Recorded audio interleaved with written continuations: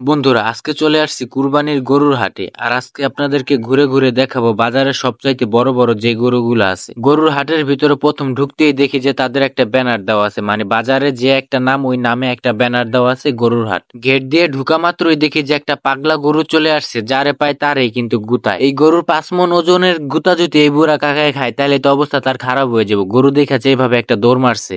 আরে বাবা, একটু শান্ত হন, আর এত চেষ্টা কি লিগে, একটু শান্ত হইয়া দাঁড়া, তার চোতাটা কইরা তারপর চলে যাবো। যাই হোক, পাগলা গরুর পাগলামি দেখলাম, আরো ভিতরে তো আরো মনে হয় পাগলা গরু আছে, যেহেতু বাজারে আসছি। আর বাজারে তো একটা দুটা গরু আছে। বাজারের এমন একটা অবস্থা হয়েছে যেখানে কাদা আর পানিতে পুরাই একাকার। এখন আপনারা যে গরুটাকে দেখতে পাচ্ছেন, আমার মনে হয় যে বাজারের ভিতরে 2 থেকে 3 নাম্বারের ভিতরে আছে এই গরুটা। এই গরুটার সামনে আমি একটু দাঁড়াইছিলাম, কিন্তু গরুর যেই রকম আমি চেহারা দেখলাম, এটা দেখে আমি ভয়ে এখান থেকে চলে আইছি। আচ্ছা, এই মানুষগুলা কি ভয় পায় না গরুর দেখা? যেভাবে গরুর ভিতরে হাঁটাহাঁটি করতেছে, আমার তো মনে হয় তাদের মনের ভিতরে একটু ডর ভয় নাই। আমি যদি গরু বাছুর দেখি, তার 10 নল দূর দিয়ে হাঁটাহাঁটি করে। যেহেতু আজকে কুরবানির হাট, তাই আমি চলে আইছি একটু হাটে একটু ঘুরে ঘেরা দেখানোর জন্য।